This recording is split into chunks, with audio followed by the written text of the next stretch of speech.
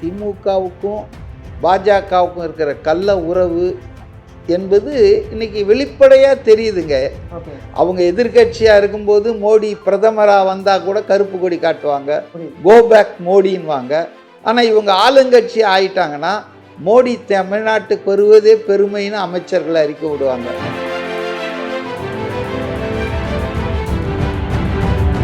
திமுகவால் தன்னுடைய சாதனைகளை சொல்லி ஓட்டு வாங்க முடியாது. தான் இவ்வளோ சொன்னோம், இவ்வளோ செஞ்சோம், மக்களுக்கு இவ்வளோ நல்லது வந்திருக்குது அப்படிலாம் சொல்லி நீங்கள் ஓட்டு கேட்கலாம். ஆனால் அப்படிலாம் ஓட்டு கேட்டால் ஓட்டு போட மாட்டாங்க ஜனங்க. ஏன்னா உண்மை அது இல்லை. உண்மை என்னன்னா குடும்ப அரசியல் பரவிட்டுருக்கு, ஊழல் பெருகிட்டு இருக்கு.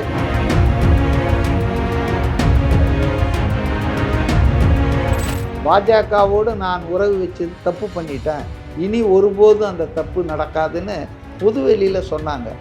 ஆனால் அவங்கள அம்மானு சொல்கிற இவங்க, அது ஓபிஎஸ்ஸாக இருந்தாலும் சரி இபிஎஸ் ஆனாலும், அவங்க பாஜகவின் காலடியில் விழுந்து கிடந்து எந்த அளவு கேவலமாக போச்சு அந்த அதிமுகனா, முதல்வர் வேட்பாளர் யாருன்றத அதிமுகவில் அமித்ஷா அறிவிக்கணுன்றாங்க.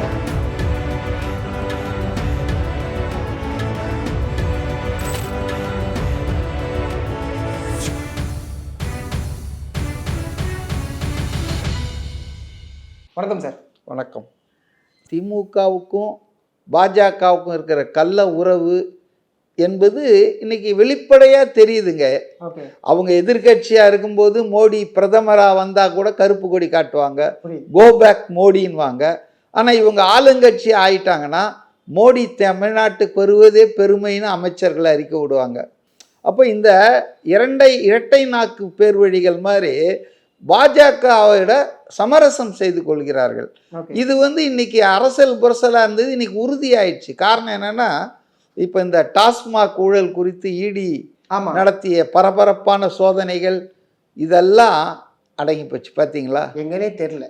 ஏன் அடங்குச்சுன்னா, இவர் போகாமலே இருந்த நிதி ஆயோக் கூட்டங்கள் பல வருஷமா இன்னைக்கும் போகிறதுக்கான நியாயம் இல்லை. அவர் சொன்ன காரணத்தை பார்த்தா தமிழகம் வஞ்சிக்கப்படுகிறது, ஒன்றிய அரசு தமிழகத்துக்கு நிதியை கொடுக்க மறுக்கிறது, வரியினுடைய பங்கை செலுத்த மறுக்கிறது.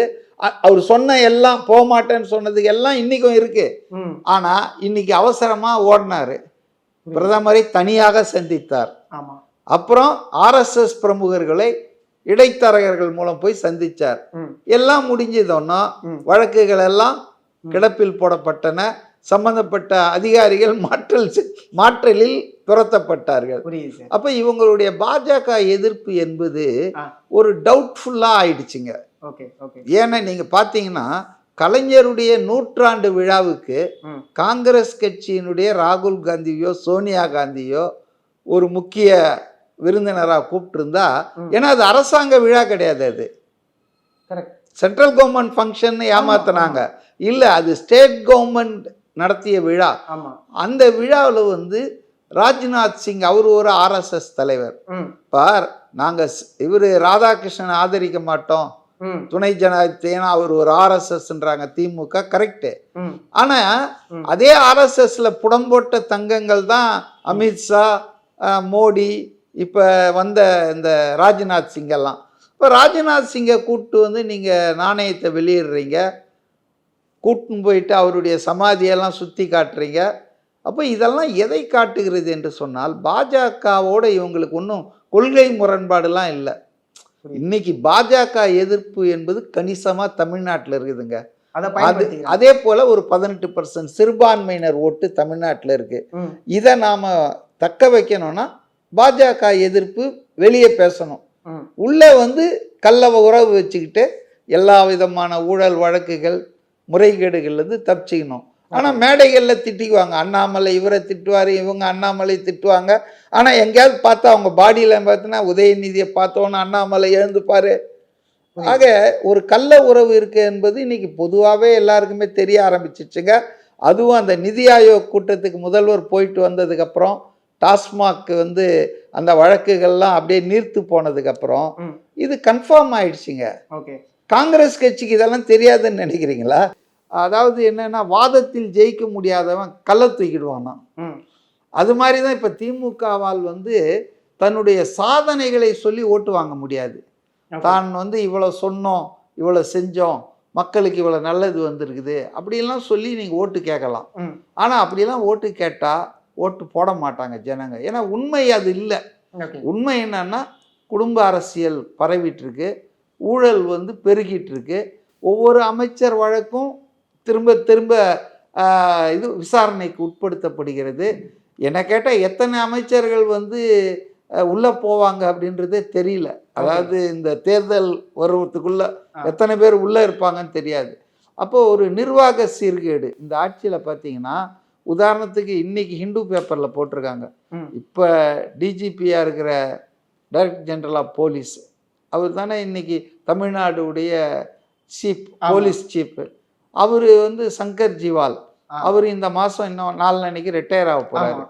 சட்டம் என்ன சொல்லுதுன்னா, ஒருத்தர் ரிட்டையர் ஆகிறதுக்கு ஒரு 6 மாதத்துக்கு முன்னாலே அடுத்த யூனியன் பப்ளிக் சர்வீஸ் கமிஷனுக்கு ஒரு 3 பேரை அனுப்பணும் ஸ்டேட் கவர்மெண்ட் சீனியாரிட்டி அடிப்படையில். அப்போ ஒரு 2 வருஷம் அவங்களுக்கு சர்வீஸ் குறைந்தபட்சம் இருக்கணும். அப்போ இது மாதிரிலாம் வச்சு தயார் பண்ணி ஒரு லிஸ்ட்டை 6 மாதத்துக்கு முன்னால் அனுப்பணும். அப்போ ரிட்டையர் ஆகிறதுக்கு முன்னாலே யூபிஎஸ்சி அந்த ஒரு ஆளை செலக்ட் பண்ணுவாங்க. அந்த லிஸ்ட்லேருந்து ஒரு 3 பேரை செலக்ட் பண்ணி அனுப்புவாங்க. அந்த 3 பேரில் ஒருத்தரை ஸ்டேட் கவர்மெண்ட் எடுத்து அப்பாயின்ட் பண்ணலாம். ஆனால் இன்றைக்கி என்ன நிலவரம்னா, நீதிமன்றத்தில் வழக்கெல்லாம் போட்டு கூட இன்று வரையில் அந்த லிஸ்ட்டு வந்து இதை ரிட்டையர் ஆகிறதுக்கு 2 நாள் தான் இருக்குது. ஏன் இந்த குளறுபடி? இதுக்கு யார் காரணம்? உள்ள வராம போயிட்டாங்க. அப்படிலாம் இல்லை. அதாவது வந்து தேர்தல் நேரத்தில் தங்களுக்கு சேவகம் ஆம்புலன்ஸில் எலெக்ஷன் ஃபண்டெல்லாம் கடத்துகிற ஆளாக இருக்கணும். அந்த மாதிரி அதிகாரிகள், போலீஸ் அதிகாரிகள்லாம் உயர் பதவியில் இருக்கணுன்றதுக்காக அதை மாதிரி பண்ணுறாங்க. இதில் இன்னொன்று என்னென்னா, டிஜிபியாக அப்பாயிண்ட் பண்ணுற நாள்லேருந்து அவருக்கு என்ன வயசாக இருந்தாலும் 2 வருஷம் கண்டிப்பாக அவர் சர்வீஸில் இருப்பார். இப்போ 60 வயசில் 59 வயசு 61 வரைக்கும் இருப்பார். அப்போ இது மாதிரியான விஷயங்கள்லாம் இருந்தது தெரியும் போதும் முறையாக அது அதிகாரிகள், இதெல்லாம் அதிகாரிகள் பண்ண தப்பு தான். ஆனால் அதிகாரிகள் ஒழுங்காக வேலை செய்கிறாங்களா, நிர்வாகம் நல்லா நடக்குதான்னு பார்க்கறது அமைச்சர்கள், முதலமைச்சர் அவங்க கடமை தானே. அதிகாரிகளை நம்பி ஆட்சியை கொடுத்தா அது எப்படி போவோம்? அதனால் இன்னைக்கு ஒரு டிஜிபியை வந்து நியமிப்பு முடியாமல் இப்போ என்ன சொல்லாங்கன்னா, எங்களுக்கு இப்போ புதுசாக ஒரு டிஜிபியை நீங்கள் தேர்ந்தெடுத்து கொடுக்கறதுக்கு காலதாமதம் ஆகும், ஆகவே ஒரு இடைக்காலத்துக்கு நாங்கள் ஒரு ஆள் அப்பாயின்ட் பண்ணுறோம், எங்களை அனுமதிங்கன்னுவாங்க.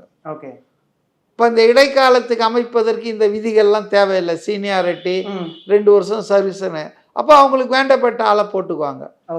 இது மாதிரி வந்துங்க ஒரு சாதாரண விஷயம் இது. இந்த விஷயத்தில் கூட இந்த அரசாங்கத்தால் சரியாக செயல்பட முடியல. அப்படின் போது அதே போல் நீங்கள் சொன்னீங்க இந்த காவல் நிலைய மரணங்கள், இதெல்லாம் வந்து இந்த ஆட்சியில் வந்து 24, 25ன்னு அதிகமாகிட்டு அதுக்கப்புறமா ஊடக வெளிச்சத்துக்கு வர்றதை தான் நம்ம பேசுகிறோம். வராதது ஏராளமாக நடக்குது. அப்போ ஆட்சியின் சீர்கேடுகள்லாம் வந்து பொதுவெளியில் அம்பலமாகும் போது நேச்சுரலி அந்த ஆதாயம் எதிர்கட்சிகளுக்கு தானே போகும். அப்போ எதிர்கட்சிகள் போது இன்னைக்கு உண்மையில் 4 கூட்டணி, அதாவது 4 முனை போட்டி என்று சொன்னாலும், அப்போ எம்ஜிஆர் ரசிகர்கள் பாஜகவோடு, ஏன்னா நமக்கு தெரியும் மேடம், ஜெயலலிதா வந்து மேடியா லேடி ஆனந்த் வேற அதில் இருக்காரா, நடிச்சிருக்காரு, அது நமக்கு தெரியாது. அதாவது லேடியா மோடியான்லாம் கேட்டவங்க, பாஜகவோடு நான் உறவு வச்சது தப்பு பண்ணிட்டேன், இனி ஒருபோதும் அந்த தப்பு நடக்காதுன்னு பொதுவெளியில் சொன்னாங்க. ஆனால் அவங்கள அம்மானு சொல்கிற இவங்க, அது ஓபிஎஸ்ஸாக இருந்தாலும் சரி இபிஎஸ் ஆனாலும், அவங்க பாஜகவின் காலடியில் விழுந்து கிடந்து எந்த அளவு கேவலமாக போச்சு அந்த அதிமுகனா, முதல்வர் வேட்பாளர் யாருன்றத அதிமுகவில் அமித்ஷா அறிவிக்கணுன்றாங்க. சார், அமித்ஷான்னு சொன்னோன்னே ஒரு ஞாபகம் வந்து என்னன்னா, பாஜக வந்து தாவேகா கிட்ட பேசுறதுக்கு முன் வந்தாங்க. அதுக்கான எந்த ஒரு வாய்ப்பும் பெருசாக விஜய் சைட்லேருந்து கிடைக்கலங்கிறதுனால திரிஷா மூலியமா உள்ள போய் பேசினாங்க அப்படிங்கிற ஒரு விஷயம் இருக்காது.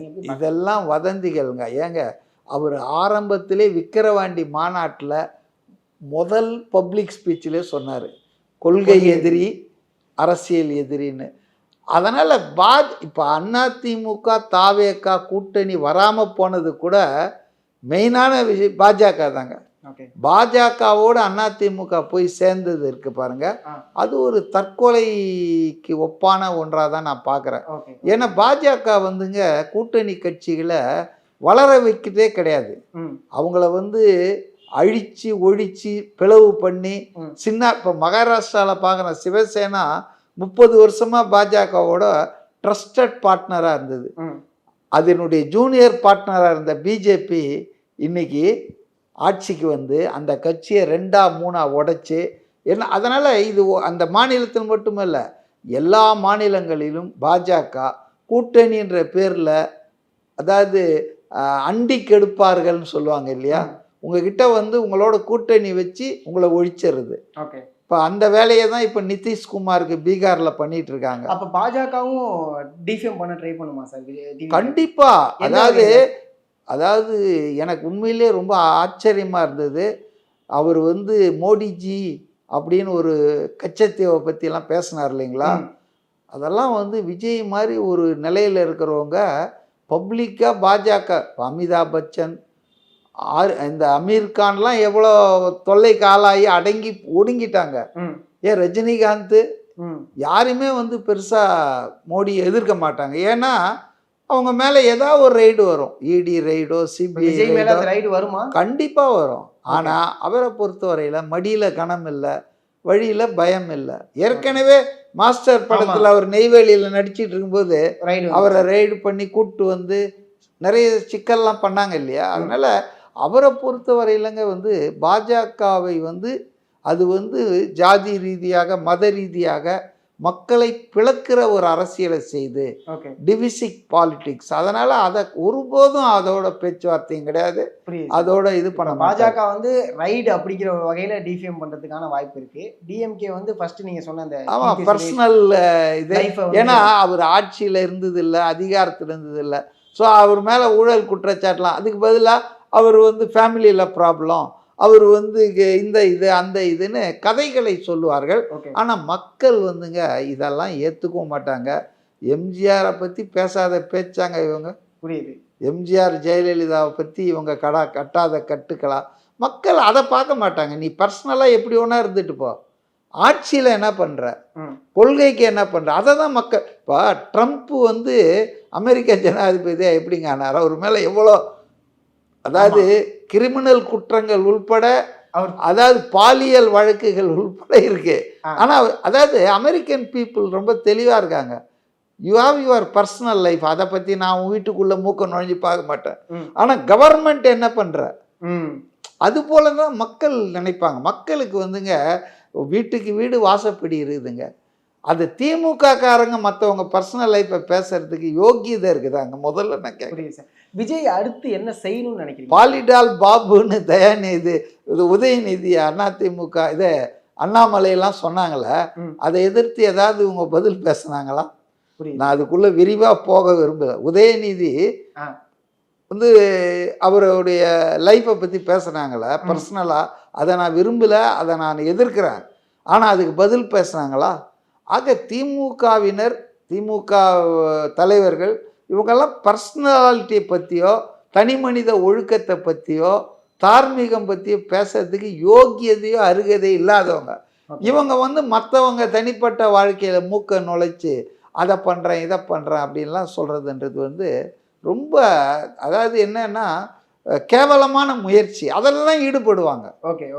அதான் இவங்களுடைய, அதாவது அவருடைய புகழை கெடுப்பதற்கான முயற்சியில் பாஜக இந்த மாதிரி வந்து ஏஜென்சிகளை பயன்படுத்தி பேப்பரில் பேர் வர்ற மாதிரி பண்ணி மிரட்ட பார்ப்பாங்க. இவங்க திமுக வந்து அவங்க கிட்ட இருக்கிற ஊடக சக்தி யூடியூபர்ஸ் எல்லாம் வச்சு இது மாதிரி பர்சனலாக அவர் லைஃப்பில் இருக்க பொய்யான கதைகளை எல்லாம் உருவாக்கி நெரேட்டிவ் செட் பண்ணி அவர் ஒரு ஒழுக்கம் இல்லாதவர் அப்படி இப்படின்னு பேசணும். அதெல்லாம் ஒன்றும் மக்கள் மத்தியில் எடுபடாதுங்க. ரொம்ப நன்றி சார், உங்களோட நேரத்துக்கு ரொம்ப நன்றி. நிறைய விஷயங்களை பகிர்ந்தீங்க. Thank you so much. ஓகே.